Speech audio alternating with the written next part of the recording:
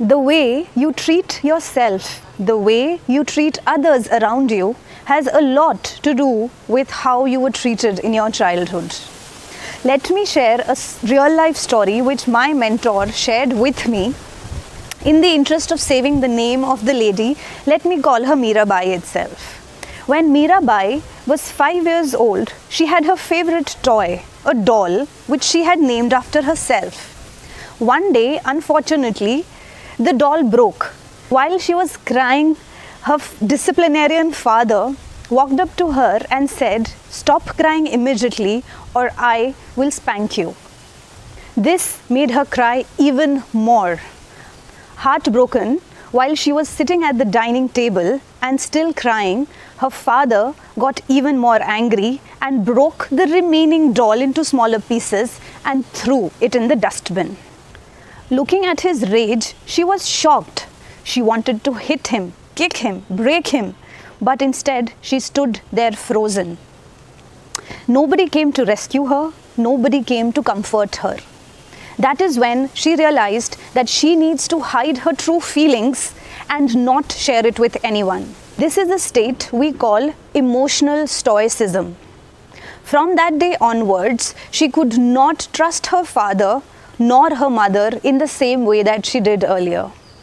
Her father, not just did he break the doll and throw away, he also broke her self-worth, her sense of security, her sense of safety, and even the trust.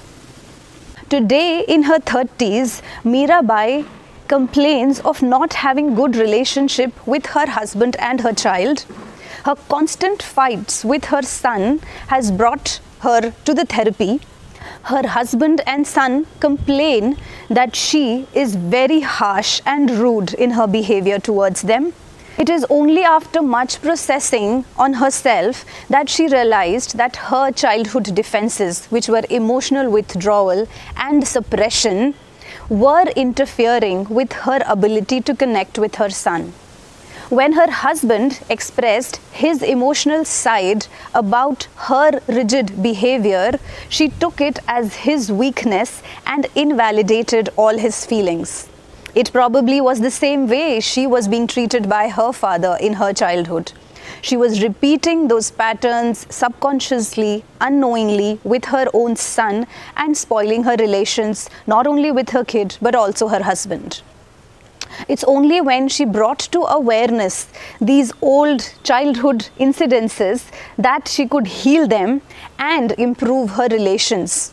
At first, this inner voice inside us screams for survival. As we continue to ignore it, it fades away and becomes a mere whimper.